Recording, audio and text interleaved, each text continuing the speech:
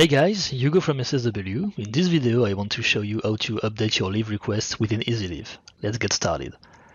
So you can see I already have one approved leave for the 29th of January. It's a one-day leave and this is the related CRM appointment, so for the 29th, and this is my calendar also with the event on the 29th.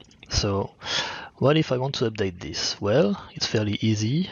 All I have to do is go to my dashboard and click on the leave I want to update. This will open this edit dialog, and in there I can update all the fields except the leave type.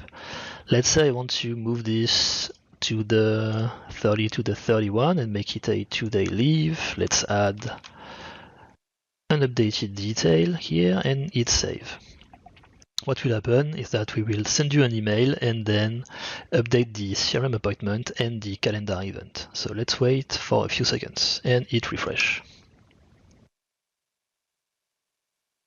You can see this has been processed and now the dates are the new ones and the length has been updated. Let's refresh the CRM appointment. And we see that the dates have been updated, the duration, and also the description. Let's have a look at my calendar, and yeah, you can see that the event has been moved, and the description is now up to date. So that's how you update your leave within EasyLeave. It's fairly easy. It was Hugo from SSW, and I hope you enjoyed this video. See you in the next one. Cheers!